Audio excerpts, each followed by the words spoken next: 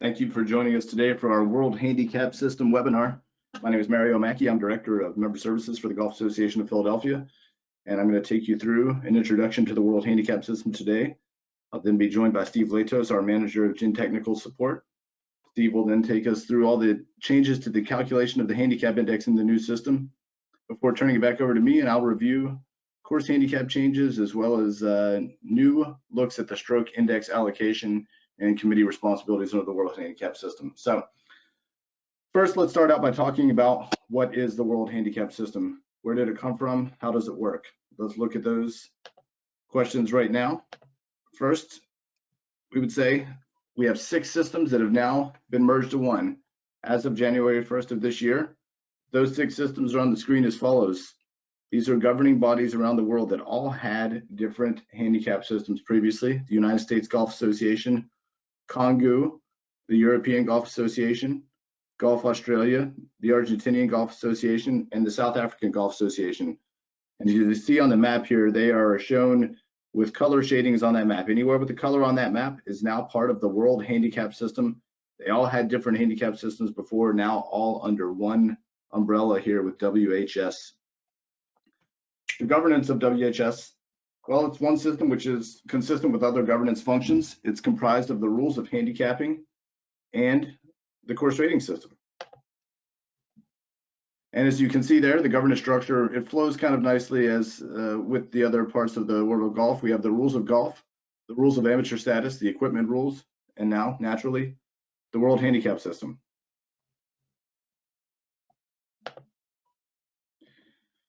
How does the hierarchy work? Well, it starts with USGA and the RNA. Those are the joint governing authorities that are responsible for authorizing use of the World Handicap System. Then you move over to the national associations. These are the groups that have the exclusive rights to implement and administer the World Handicap System within their jurisdiction, including issuing a handicap index. Then there are the allied golf associations. That is, in our case, GAP. That is the Metropolitan Golf Association, the New Jersey Golf Association, whatever your local golf association is.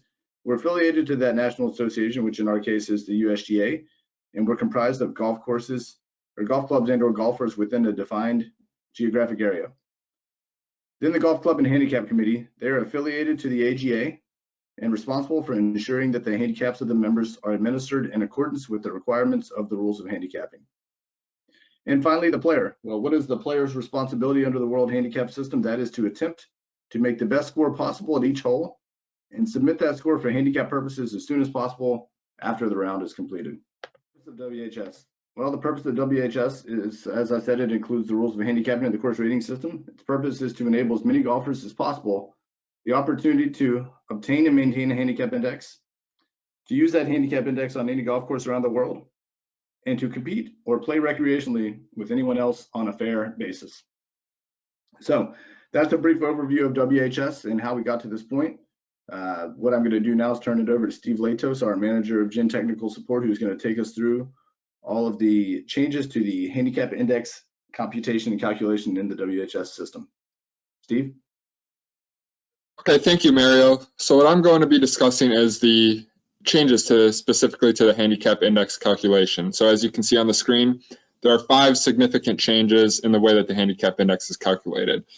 And just want to point out before digging deeper into each of these, some of these make extreme intuitive sense. There was some stuff that we probably should have been doing in the past, and it makes sense that we've changed these for 2020. Some of the other changes, some of the smaller ones, they are simply compromised between what we were using at the USGA model versus what some of the other systems across the world were using. As Mario mentioned, we consolidated from 6 systems across the world down to 1. So obviously there was some give and take between those. And the USGA system manual was the least impacted. So a lot of these changes we see, some of them, we call them significant, but overall we had the least amount of change in terms of all the other governing bodies across the world. So these are the 5 changes, and we'll dig deep into those. So the first is the rule of 54, which deals with the minimum number of scores required for a handicap index, and then the maximum index once you have one. So previously in the old system, the minimum number of holes was 90, which equated to 5 18-hole rounds, and the maximum index was 36.4 for men and 40.4 for women. In the World Handicap System, the number is 54 now for both. So the first part of that is only 54 holes are required for that first handicap index. And like in the past, this can be a combination of 9 and 18 hole scores. So as you can see in the graphic, 3 18-hole scores works, 6 9-hole scores work, or a combination 2 and 2 would work as well. And the other part of the rule of 54, the maximum handicap index is now 54.0, and that's the same for both genders, where in the past was a different threshold for men and women. Now the maximum handicap index is 54.0 for both. So the reason behind these change, it speaks to a couple of the 2 key principles of the World Handicap System. One, to be as inclusive and accessible as possible. Where before, if there's a player that doesn't play a lot of golf throughout the year, it was intimidating at the start to get those first 5 rounds in their system when they might only play 2 or 3 times a year. And that makes it easy as possible to obtain a handicap index. And then also with the inclusivity, the maximum handicap index, 54.0, especially with beginning players, golf's a difficult game in the beginning. And that handicap index for beginning players a lot of times is over 36.4 or 40.4. So having the maximum index of 54.0 gives a little bit more freedom, inclusivity, but still being accurate. Obviously, the higher you get there is going to be more natural variation. So 54 was a good meeting point between inclusive and fair, where it's still there's still all that not much natural variation. So the next major change is the number of differentials used. So the old USGA system used the best 10 of the most recent 20 scores. And that, in addition to that, there was also a 96% bonus for excellence. So you had your 10 best scores in the most recent 20 and multiply that average by 0.96. In the new system, the following table will be used to determine the number of score differentials used. So this table was very similar to the old system. Some of the values have changed. So at the very bottom, 20 scores, when a player has 20 scores in your record, you're just working on a 20 score rotating basis, where if one score comes in, the latest one drops out. And when you get to that area, and once you have 20 scores in your scoring record, you take the average of your lowest 8 scores. There's no bonus for excellence, just the raw average of the lowest 8. So a little bit easier to explain to a player, as there's not an extra calculation. The only potential extra calculations are if a player has 3, 4, or 6 scores in their scoring record. There's an adjustment to column 2. So if you have 3 scores, you only need 3 scores to get that first index, and you take the lowest one. But because the player potentially hasn't played their best round yet, you take 2 from that result. So if a player played in their first 3 differentials were 10, 15, and 20, you take the lowest one differential of 10, and then subtract 2 from that. Their initial handicap index would be 8. Again, going to be a little more conservative at the start, because it's possible a player hasn't played their best rounds yet. I'm working all the way down until they get to 20 scores, and we take the average of the lowest 8. So how does this impact players? What we did at GAP is on September 15th of last year, we took a look at every player, or a handful of players on our staff, and what their index was using the 2019 USGA method, which again took the 10 best of the most recent 20. That's in the column labeled 2019. Column labeled 2020 would be the same exact scores, but with the new 2020 method. So same exact scores, but 8 of 20 instead of 10 of 20. So you'll see every single player that we looked at GAP, and there was 9 of them that we looked at, changed. There wasn't one person that stayed the same. Everyone had a change. The other thing is all those changes were pretty small. We saw some that were either plus or minus 0.1, plus or minus 0.2. The largest change was an increase of 0.7. And on the other side of things, the lowest decrease was minus a half. So there wasn't a whole lot of change. So that's what we wanted to point out. Even though the formulas changed, the specific instantaneous change is not going to be that big. Players might have noticed a change to their index on January 1st when the new system launched, but it wasn't like their index was changing by 2 or 3. All should have been pretty small changes. So we wanted to see, it made sense going from 10 of 20 to 8 of 20 that a player's index could potentially decrease, but we did see some increases on our staff, so we wanted to take a look at the specific example and see how that happens. So Lindsay Myers was the player on our staff that experienced the biggest change when we looked at that data. So we took a look at her most recent 20 scores and picked the 10 best of them and listed those in order. So 24.7 was her best differential, 28.6 was her 10th best. The average of those 10 was 26.6, and that was a raw average, and then we multiplied that by 0.96, truncated that value, and that gave her the current index back in September 2019 of 25.4. So back in last year, that 96% bonus for excellence decreased her index by 1.2, took the raw average of 26.6 to the index of 25.4.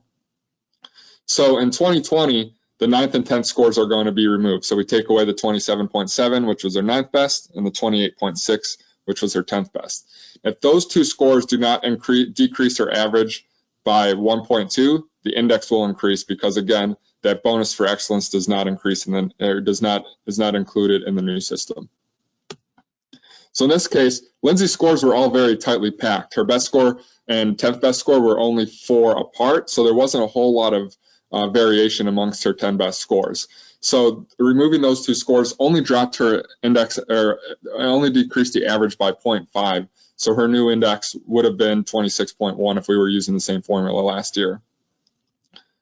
So it's possible that any player's index can increase. If you took a look at an example very similar to this, even for a low player, it's possible that anyone could have an index decrease, or increase or decrease. But the increase will be more common in higher indexes since that bonus for excellence is a bigger number. So 96% of 26.6 is 1.2. Obviously, 96% of 0 is 0, so there would be no bonus for excellence in a scratch player. So the higher the index, the more likely you will see an index increase. So it's a combination of where the index is at and what the spread is between those scores. If a player is wildly inconsistent, taking out those two scores at the bottom will probably make their index decrease because the scores at the top will be better. So next change is daily revisions. And when we talk about changes that make sense, this was probably the one that made the most sense to us at GAP. Previously, handicaps were only revised on the 1st and 15th of each month, which, given the technology we had, did not always provide the most accurate indexes. We see in GAP there's several hundreds of players that play over 100 rounds of golf a year, which means they're playing quite a bit in between those old revision dates. So if there was a club event on the 13th of the month, a player's current ability and their current form could be much different than when the index was revised on the 1st of the month. So with the rules of handicapping, a handicap index will update daily. Players should submit their score as soon as possible after the round is completed and before midnight, since right around midnight is when that new revision will take place. So how this will look in a player's record is even though the revision could potentially happen daily, it'll only happen after a round is posted. So look here, a player had an index of 2.3 on January 29, 2020. Let's say they played on January 30th, posted a score on January 30th. The revision then occurs the next day. You'll see the composition of those 8 best scores changed, so the handicap index is now 3.0. And then they waited a couple days. So a revision doesn't actually appear on the products on February 1st or February 2nd because they didn't play either of those previous days. Let's say they played the 2nd, posted the 2nd, February 3rd, a revision comes, and you'll see here the composition of those best 8 scores didn't change. Maybe it was a poor score coming in and a poor score leaving the 20 score history, so the index didn't change, but there still is a revision that takes place and shows that 3.0. So the index stayed the same even though it was revised. When they wait about a week to play again, play on January 11th, the revision comes on February 12th, 3.4 handicap index, etc. So for some players, you might see 200, 300 revisions throughout a calendar year. Some players that don't play a whole lot, you might only see 1 or 2. It all depends on the frequency of play. So even though the handicap index can update daily, it'll only physically appear on a player's revision history the date after they post a score. So how this looks, we took a look at one of the players in GAP that we do know plays a lot of golf. And on the right-hand side of the screen shows what it looked like under bi-monthly revision. So this was a time frame, real-world example between June 1st, 2019 and June 15th. So on June 1st, the player had an index of 12.5. The next time the revision occurred was on the 15th, and his index was all the way down to 9.3. So a huge change 3.2 on the scale there, which could be 3 or 4 strokes when he's going out and playing matches. So that's a significant change. And if he's playing in a club event on the 14th of that month, he's getting way more strokes than he should be receiving based on current form. On the left-hand side shows what it would have been like under daily revisions. So see again, he was a 12.5 on June 1st. His next round that he played was on June 3rd, and it was a good round because immediately after posting that round, his index would have gone down to 11.5. So that's a stroke right there, his first round of play. And then if we look closer to the old revision date and take a look at, say, June 13th, the index is all the way down to 9.8. So again, almost 3 less than it was on June 1st. So this is a good example to show the concept of trend exists in the old system, where you could see what the player's index would have been had it updated that day. And a lot of times that was used in local matches and when playing with buddies. But if in the large majority, probably 99% of club events, the standard revision dates were used. So if the player's club was running an event that he was participating in, they were likely using the 6/1 revision date. And if he played in that event on the 13th or 14th, there's a good chance he would have won because he was clearly playing better than his current form was at the start of the month. So this is a good example, and again, a change that makes a lot of sense to us, that we have the technology to do so. Why not do it every day? I guess the potential quote-unquote downsides would be just a change in philosophy, where in the past, players had become accustomed to going into the pro shop at their club, looking at the handicap list, seeing what their index was, and going out on a course and playing. In 2020, it probably won't make sense for clubs to print out the handicap report every single day. Waste of time and resources, in our opinion. So what this all leads to is a reliance on technology. The GIN mobile app, which Mario will talk about, and GIN.com, as well as the Gap Locker, will all display that index in real time. So by logging into an app or going to your Gap Locker, you'll be able to see what your index is on a daily basis. So just a kind of a change in philosophy. Instead of going to the paper, you're now able to view that change electronically.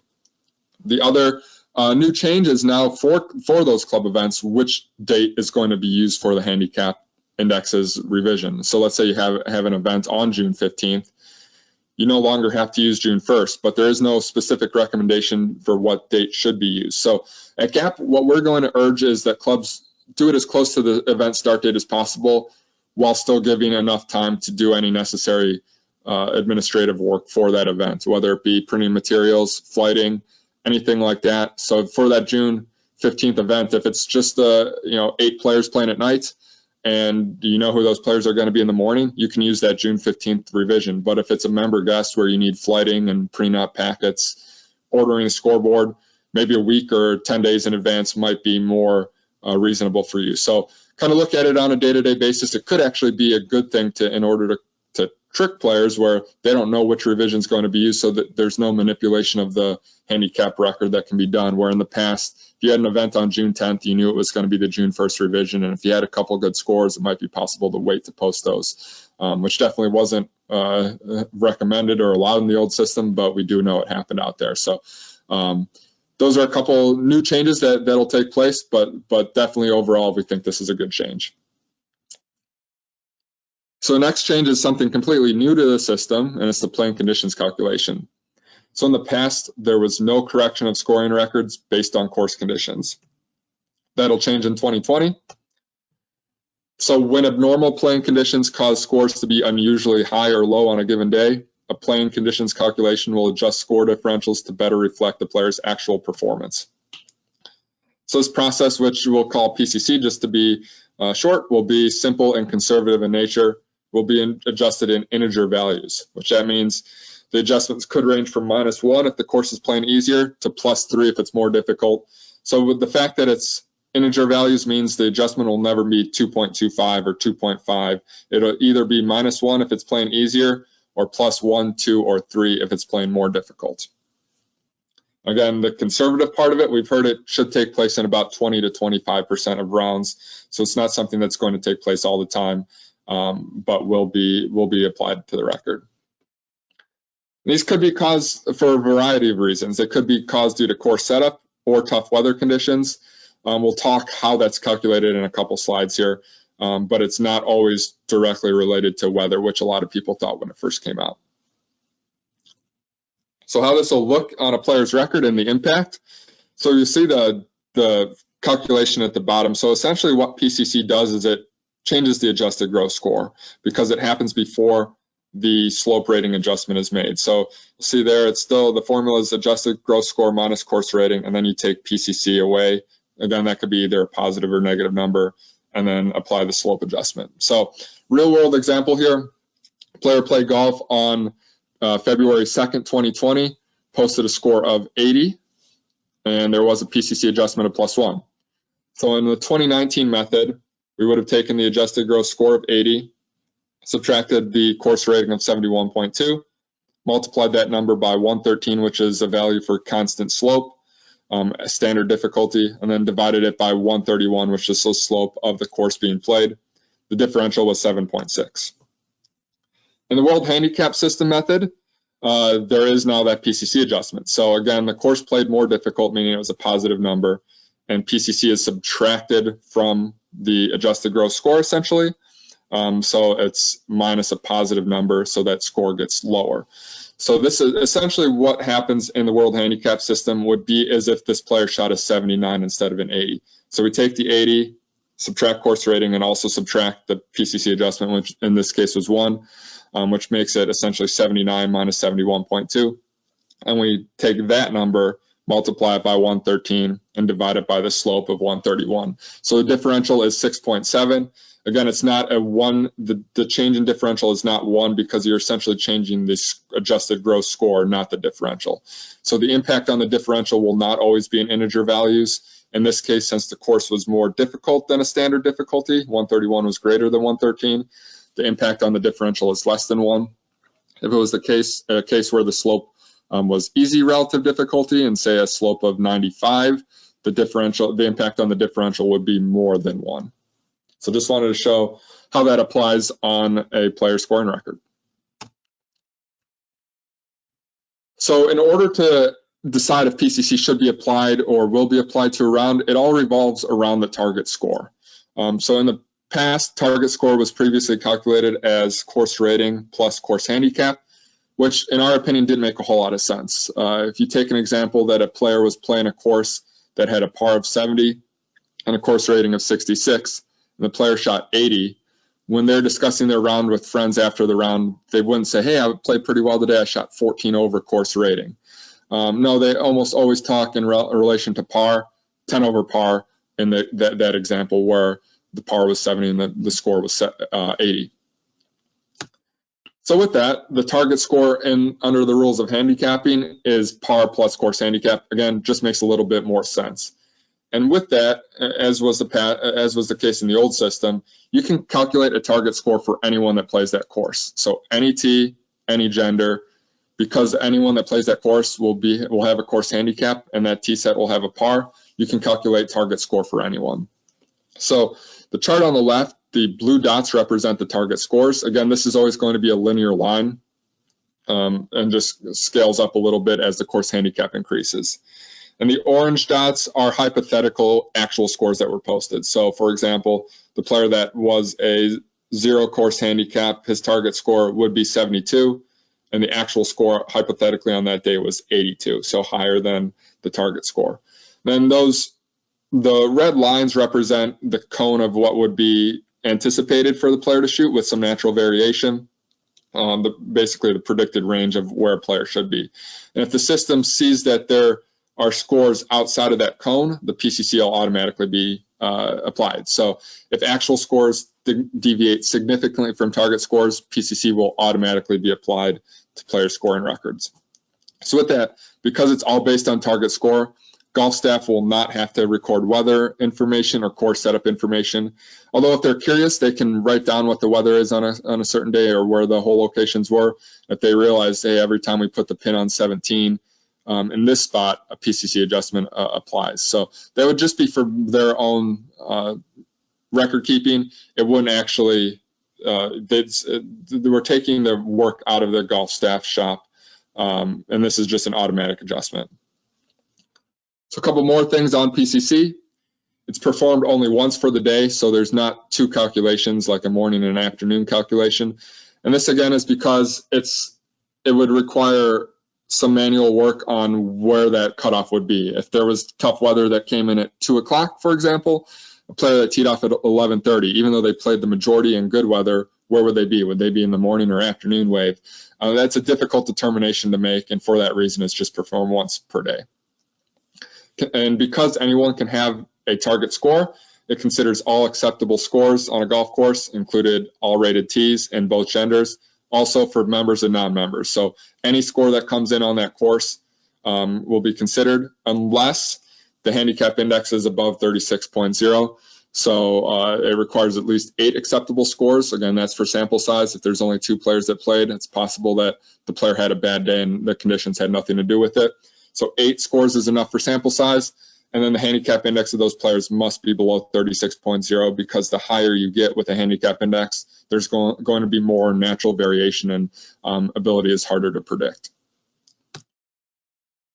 And if a calculation occurs, it will be applied in the score differential for all players. So even if, let's say, the course played extremely difficult, like the picture in the bottom right-hand corner from the Open Championship, and a player played their career round and played really well, they would still get that calculation because that score would look even better considering how difficult the conditions were. It includes all both 9 and 18-hole acceptable scores. The 9-hole scores are just scaled up, and the impact on the 9-hole differential would just be half of what it was. So that would be the only case where a decimal might appear. The PCC value is still an integer, but because 9 holes, it's only half of that.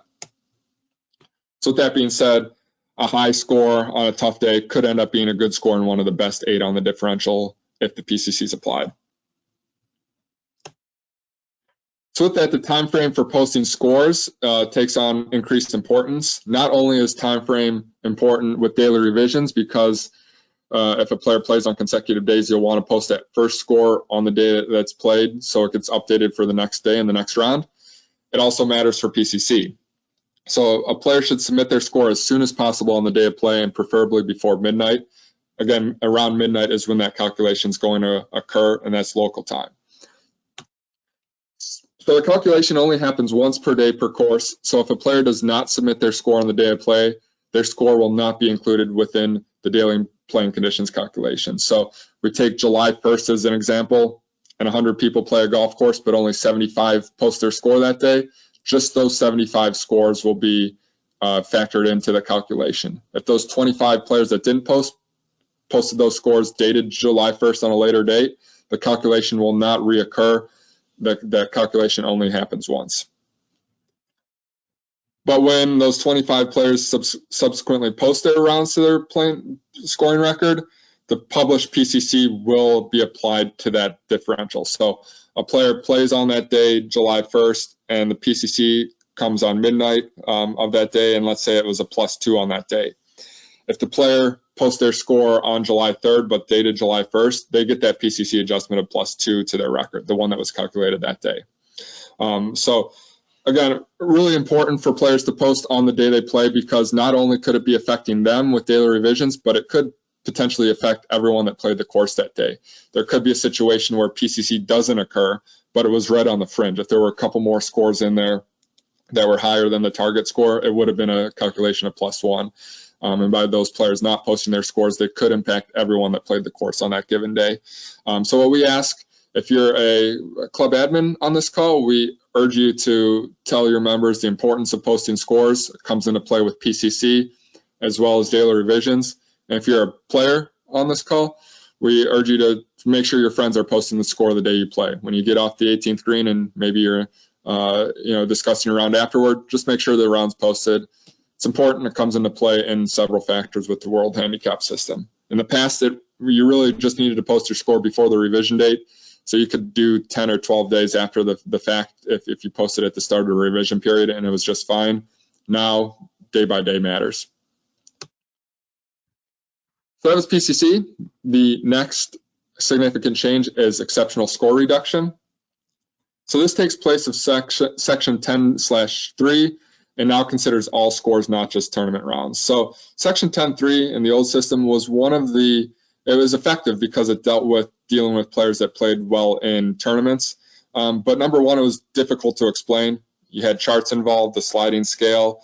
It was difficult to explain why it happened and when it was going to go away. This new method is a little bit easier. And one of the other pitfalls of Section 10.3 was a lot of times you could get a reduction significantly after some good scores were posted. So an example would be if a player played on August 1st and they shot 2 rounds that produced a differential of 10.0 as a 10.0 handicap index. Those are good rounds. You played your handicap index, but they're not exceptional by any means. You're supposed to play to your handicap index about 1 in every 5 times. So if you did that a couple times, no big deal. But let's say the player went down to Florida, which is very common in the gap region, and they didn't play it as well at the course that they were playing down there, and their index went to 13, 14, 15. The bigger the gap got between those previous scores that were considered tournament scores and the current index, the more likely the reduction could appear. So a lot of times we would see players shoot their handicap index at an event in Pennsylvania, go down in Florida, and 5 months later get an R next to their handicap index revision for scores that happened 5 months ago. That didn't really make a whole lot of sense. It wasn't fair for the players, and there was also always that stigma with an R next to a player's name. All those concerns are relieved in the new exceptional score reduction procedure. Much easier to explain while still being effective in eliminating potential good scores. So ESR is a procedure for dealing with exceptional scores, which may indicate the player's true ability. And this considers all scores, not just tournament scores. So here's how it works. You calculate the score differential once a score is posted, and that includes a PCC calculation if applicable. If that score differential is 7 strokes better than the handicap index from when the round was played, the following ESR table is applied. So if it's 7 to 9.9 strokes lower than the handicap index, the ESR adjustment is -1. And if it's 10 or more better than the handicap index, the ESR adjustment is -2. What this does, and we'll see an example on the next slide, is it applies that reduction to each of the last 20 scores in a player's record. So the immediate impact will be to the handicap index will be either -1 or -2. So here's an example, something that happened with one of our GET members down in Florida this year. So they had an index of 14.0 when they played golf on January 21st. That should be 2020, not 10 years ago when ESR didn't apply. The player posted a round of 78 on a course with a rating of 72.1 and slope of 139. That equates to a differential of 4.8. That differential of 4.8 is 9.2 strokes better than their handicap index on the data play, which again was 14.0. So that falls in the 7 to 9.9 strokes lower than their index. So the ESR adjustment is -1.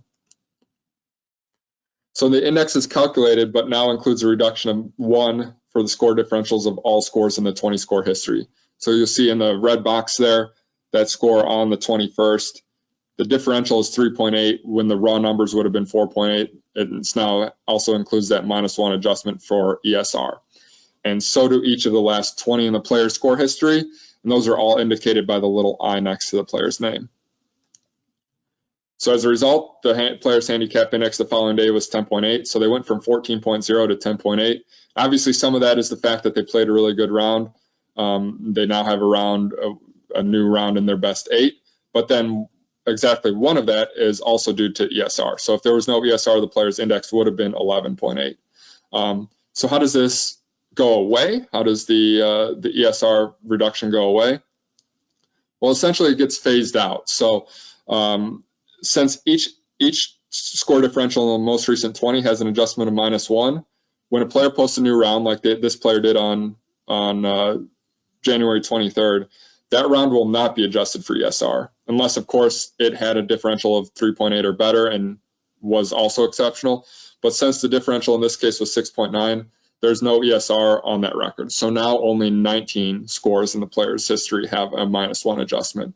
So if that score that came out was one of the best 8, now only 7 of the best 8 differentials have an ESR adjustment. So the elimination of this will take, it will definitely take 20 scores because, or at most take 20 scores because that once the ESR round comes out of the player's record, then all those scores are removed. But if a player has most of their good rounds that were a little bit later and set to come out soon, the adjustment might not last that long because those scores are getting replaced quickly by new scores. But if a player was playing well close to the time when they shot that ESR round, it might take a little bit longer for that ESR to come out. So again, it's sliding to where the adjustment instantaneously is -1, but based on where the player's good scores are, they could come out quickly or a little longer. So in the gym products, the differential impacted by ESR will have the score type E, and again, the exclamation point will be in the circle. So this speaks to how easy it is to identify to a player when they had an exceptional round, where in the past there was a sliding scale. It depended on which rounds were applicable and used. Now you can easily point to a player's record and says, hey, an adjustment happened here because the score type is E. And when you click on that little exclamation point, there's a pop-up that says a -1 ESR was applied to the score differential. So the last thing on ESR is these adjustments can be cumulative. If the player that played on January 23rd played another good round that was ESR, the ESR would then apply to the most recent 20 scores. So each of those 19 scores that were ESR'd on 21st and the 23rd would have 2 adjustments. So it would be a -1, and then let's say the new round had a -2 adjustment. It'd be a -2 in addition to that. So there'd be 19 scores that would be 3 off for ESR, since it would have 2 separate scores applied to it. So because of that, there is no limit to which a player's index can decrease. You can have multiple ESRs in the same time frame and improve extremely quickly. However, there are 2 trigger points that will limit the extreme upward movement of a handicap index. With that, your handicap index should never increase more than 5 strokes above the low handicap index. And we'll define both of those right now. So in the past, there was no official recognition of the low index of the golfer's past 12 months, and that changes now with the low handicap index, which represents the demonstrated ability of a player over the 12-month period preceding the most recent score in the player's scoring record, and provides a reference point against which the player's current handicap index can be compared. So this procedure started on January 1st of 2020, meaning it didn't look back into 2019 and see what the player's index was and pick the best one. This procedure started on 2020, in 2020. So a player's index when the products dropped on January 6th was their low handicap index. And the rolling 12-month period began on that date. So eventually what this is going to look like, let's say a player plays on an event September 1st, 2025. It'll look back from September 1st, 2025 to September 1st, 2024 and find the lowest handicap index in that time frame. Pick it out, and that's the low handicap index. And then obviously that scale continues to move 12 months. So if it's October 1st, 2025, you look back to October 1st, 2024. For new players, the low handicap index is calculated once 20 scores are in the record. This is because until 20 scores are in the record, the index is going to be artificially low just to be a little bit more conservative until we get the sample size to get up to 20. So with that, we can go with the soft and hard cap. So a soft and hard cap will be implemented to limit the extreme upward movement of a player's handicap index within that 12-month period. So soft cap will suppress upward movement by 50% after a 3-stroke increase over the low handicap index has been reached. And the hard cap will be restricting upward movement to 5 strokes over low handicap index. So a player's index can never be 5 above the low handicap index. And again, this procedure only starts to take place when a player has 20 scores in their record. So how will this look in the products? These will be in the past where you see low handicap index on the screen now of 6.3. That used to be where the trend was displayed. But since the trend no longer exists with daily revisions, low handicap index is now in the place now. So that'll always be when a player logs into either gin.com or the Gin mobile app. They'll see their low handicap index. If there's a cap applied, you'll see a little exclamation point again, similar to what it did for ESR. If you hover over that, it'll say this handicap index has a hard cap applied. Here you see my handicap index, 5 above the low handicap index. That's the highest it can go up. So a couple of examples. We took a look at a player A who had a low handicap index of 10.0, and his current 8 of 20 average is 15.2, meaning if the cap procedure wasn't a thing, their index would be 15.2. So to see if a cap should be applied, we follow the following 3 steps. So the first is to subtract the low handicap index from the current 8 of 20 average. So 15.2 minus 10 is 5.2. So the cap procedures only start to take place if that number in step 1 is greater than 3. And step 2 then says how much greater than 3 is it. So we take the 5.2 and subtract 3, and that value is 2.2. And we always take 50% of the value that we get in step 2. So 50% of 2.2 is 1.1, and we subtract that from the 8 of 20 average. So 15.2 minus 1.1 is 14.1. We'll see the player, that movement was suppressed by 50%. Their index is now 14.1, 1.1 less than it would have been without caps. Looking at another example, same player that has the same low handicap index of 10.0, but now their 8 of 20 average got a little higher. They added some more poor rounds in there, and it's now 17.4. So the same exact steps for either hard or soft cap, with one change as we'll see in step 3. So the first is subtract the low handicap index from the 8 of 20 average. So 17.4 minus 10.0 is 7.4. Cap procedure only matters if that number is greater than 3, and we want to see how much greater than 3 it is. So we take 7.4, subtract 3 from it, the value is 4.4. We take the number that we got in step 2, which is 4.4, and take 50% of it and subtract that from the 8 of 20 average. So 50% of 4.4 is 2.2. We subtract that from 17.4. The number we get is 15.2, but remember, the highest above a low handicap index, the handicap index can be is 5. And because 5.2 is 5, or 15.2 is 5.2 greater than LHI, we just knock it down to 5 above, which in this case is 15.0. So as long as that player has a low handicap index of 10.0, the highest the index can be is 15.0. So if that 8 of 20 average creeps up to 25, 27, 30, with the cap procedures, the most it'll be is 15.0. That's the hard cap. The committee can intervene, and if there's injury or another extenuating circumstance that explains the higher strokes, you can change the low handicap index at the committee level. But without any intervention, the highest that player's handicap index will ever be is 15.0 until that low handicap index would rise a little bit. So those are the significant changes. I'll pass it back over to Mario, who will discuss course handicaps and then some administrative functions for tournament play. All right, thanks, Steve, for reviewing that. Now what we're going to do is talk about the course handicap changes. This is one of the most common and most noticeable changes in WHS. It's something that in talking to our friends in the Carolinas and in Florida and in California, this is something that's gotten a lot of attention since the system launched in those places on January 1st. So let's talk about why that's a big deal. What's new this year is in the old system, we had section 3-5 used for players competing from different tees. That difference is now built into the formula in WHS.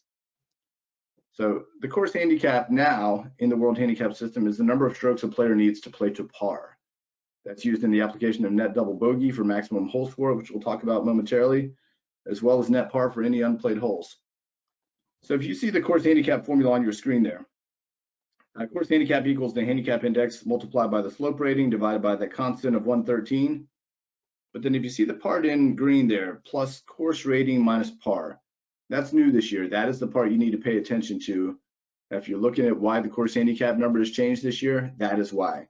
So the adding in course rating minus par changes that number in some cases significantly for a golfer. Also, that means we're looking at the course rating of the tee being played, meaning that section 3-5 is no longer needed because we're already taking into account the tee that's being played by the golfer in that round. So we have an example here. Mike Smith is a 9.1 handicap index and playing the silver tee at Lulu Country Club. His course handicap would be calculated as follows.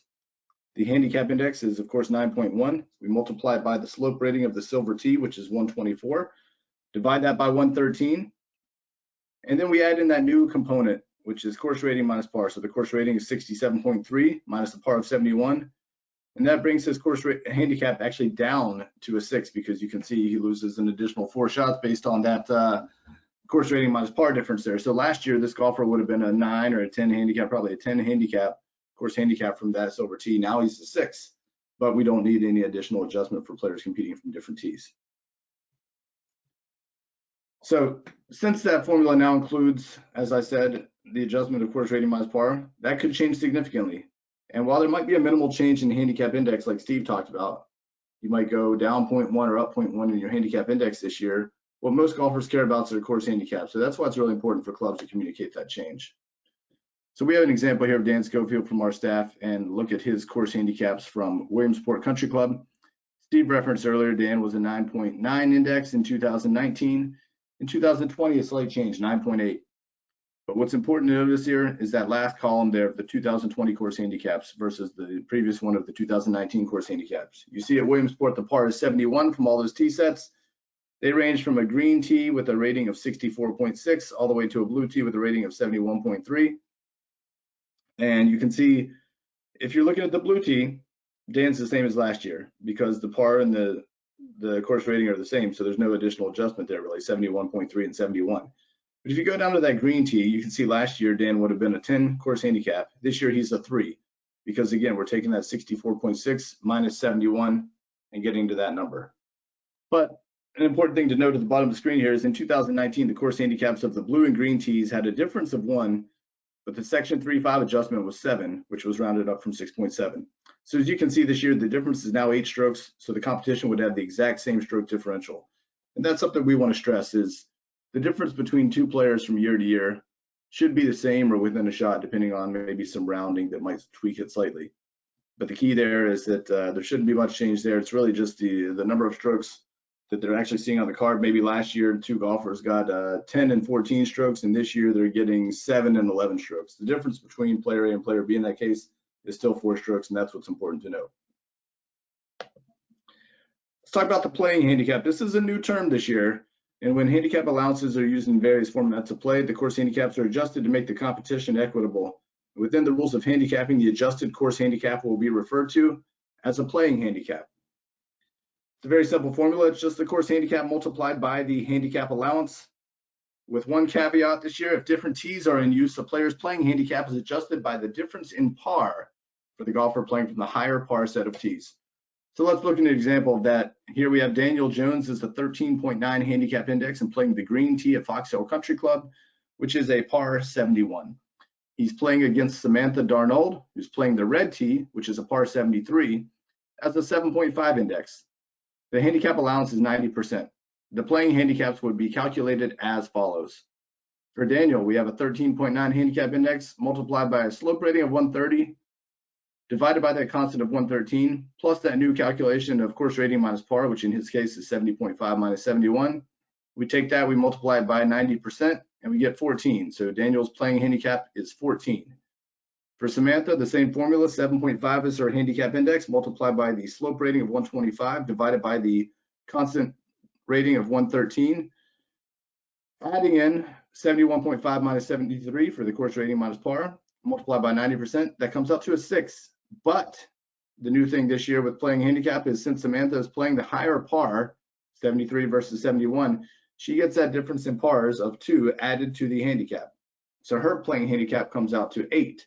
So again, take the difference in pars and add them to the person playing the higher par set of tees. That'll give you a number that's called the playing handicap, and that is the actual number of strokes the golfer is receiving on the golf course that day. Maximum score for handicap purposes.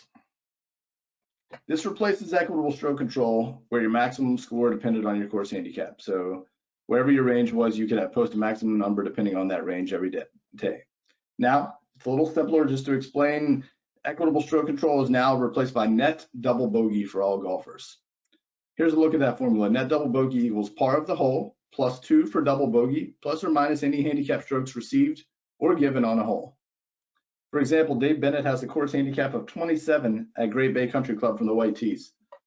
He's on the par 5 6th hole, which has the stroke index of number 5.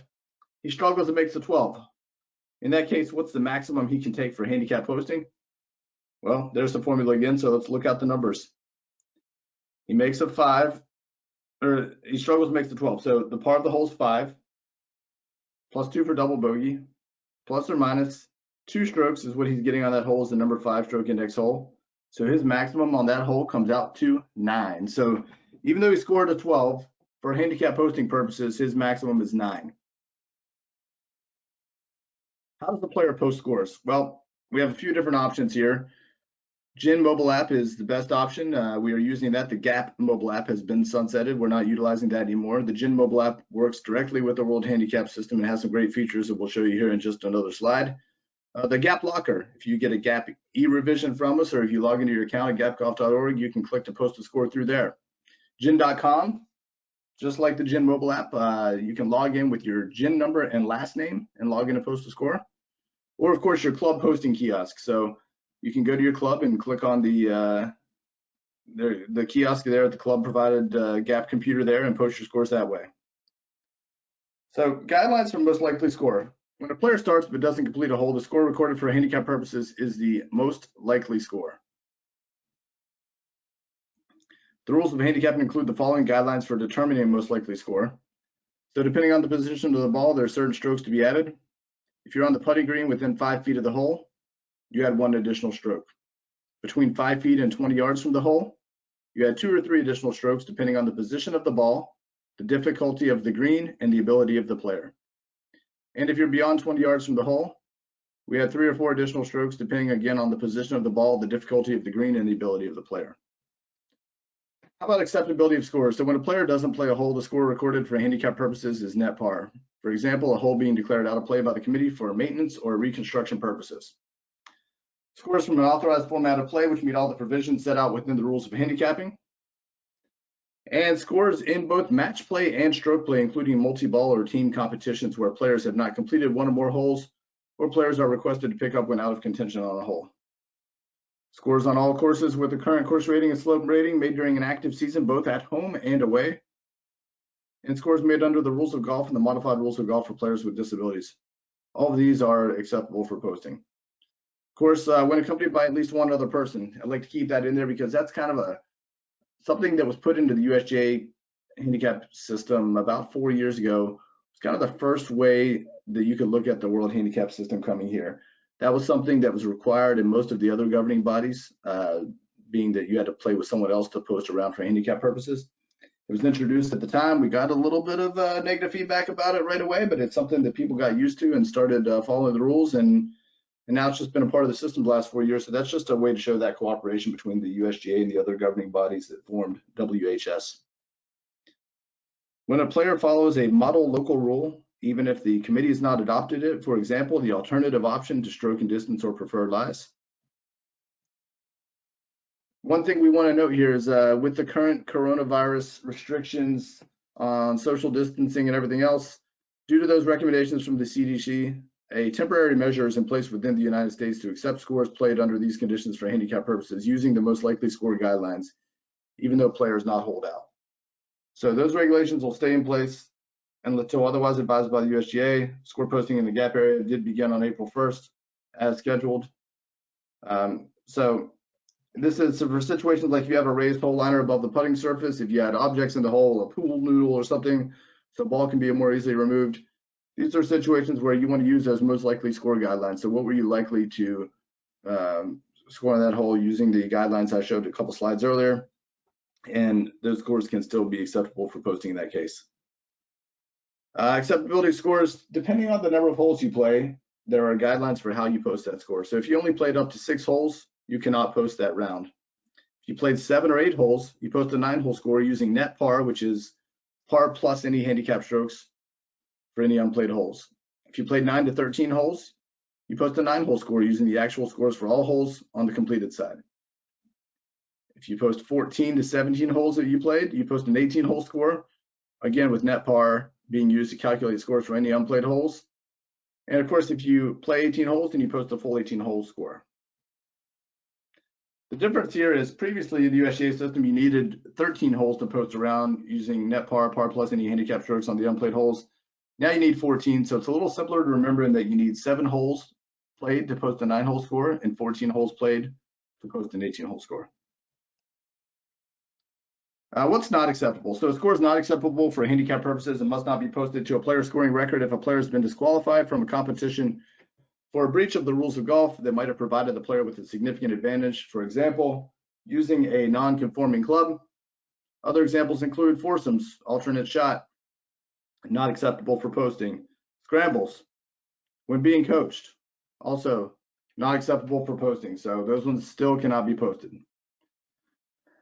The competition committee. The committee in charge of a competition may set a maximum limit for players within the terms of their competition. That could be, for example, a maximum handicap index for entry. It could be a maximum handicap index a player is permitted to use. It could be a maximum course handicap, or it could be a maximum playing handicap. For an example of terms of competition, a limit of 18.0 might be set by a committee with higher handicap index players being restricted to playing from a handicap index of 18.0 for the purposes of that competition. Even though higher handicap players are restricted to playing from a handicap index of 18.0 in this example, their full course handicap should be used in determining the score to post for handicap purposes. The committee in charge of a competition may reserve the right to adjust the course handicap of an entrant within the terms of the competition where they have evidence that the player's handicap index does not reflect their demonstrated ability. And the committee decides which handicap revision date which will be used for indexes in competition. For example, an event on the 10th of the month may use revisions from the 6th of the same month. I believe Steve touched on that earlier, but for gap-wise, we're looking at 1 week prior to competition using the handicap index from that date, just for ease of administration purposes.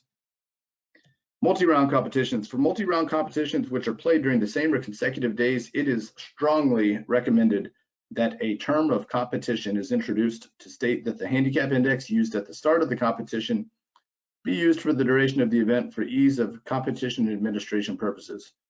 Scores should still be posted by the end of each day.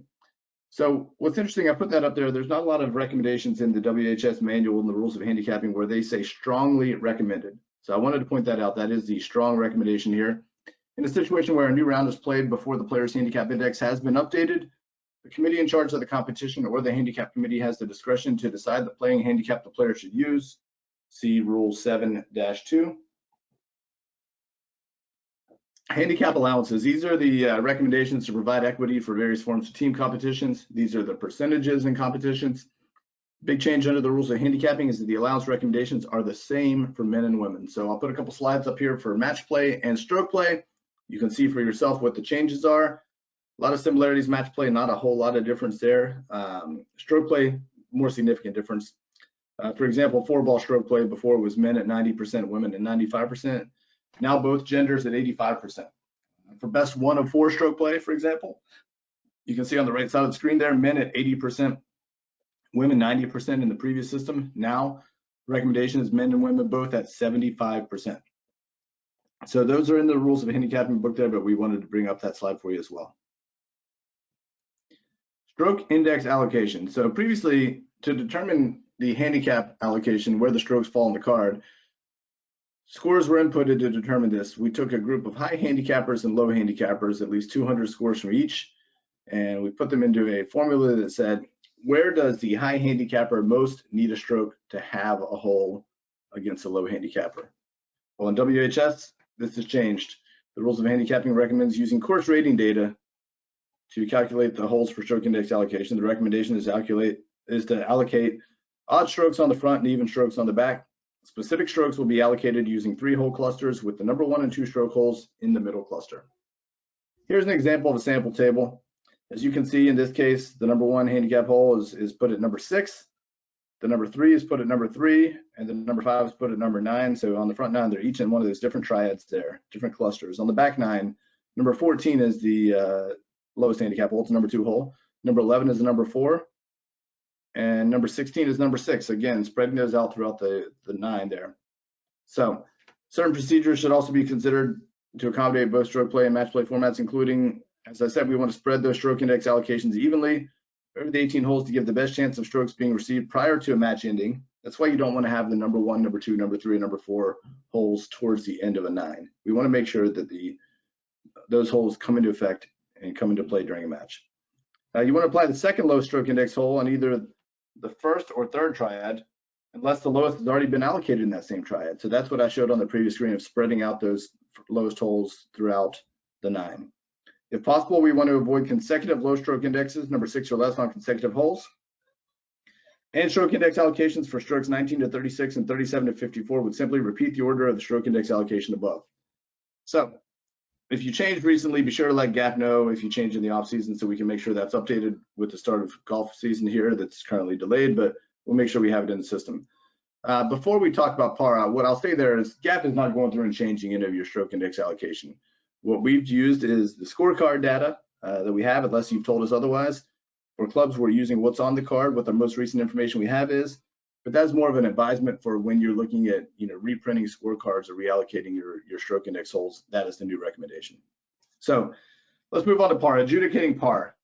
Previously, there were no recommendations for par in the system. It's not even a word you would really see much in the old USGA handicap system. But now, because of the new course handicap calculation, because of net par and net double bogey, it's important to have accurate pars for each hole determined for men and women and have those used for handicap purposes, of course, ideally printed alongside each hole in the scorecard. And it's recommended the pars established for each hole in accordance with the hole length indicated in the table. You can see there from par 3, 4, 5, and 6 for men and women. The chart is there, and let's talk a little bit about it. So where hole lengths fall on a break point, it might be appropriate to designate par relative to the way the hole was designed to be played. For example, a men's hole lengths from all sets of tees on a specific hole lie within the recommended par 4 range, except for the forward tee at 250 yards. If the hole was designed to be played as the par 4, they can be assigned as such. The LA Golf Association will have final say if there's any dispute. Let's look again at that chart. So again, if you had a 450 yard or 60 yard hole for men, it could fall in the par 4 or par 5 range. That would be designated to be set up the way the hole was designed to be played. But just like the stroke index allocation, I will stress GAP is not changing your pars for any of your holes. This is something that's used for you for advisement and guidance. If you're creating a new hole or changing a hole, or if there's questions about the par hole, this would be the guidance to use. This is not something that's being done automatically or anything like that. And again, let's recap the key definitions. Let's close with this slide. So the low handicap index, that's the lowest handicap index achieved by a player within the past 12 months. The hard and soft cap Steve talked about, that's the reduction or limit on the increase of a player's handicap index over a rolling 12-month period, measured against that player's low handicap index within that period of time.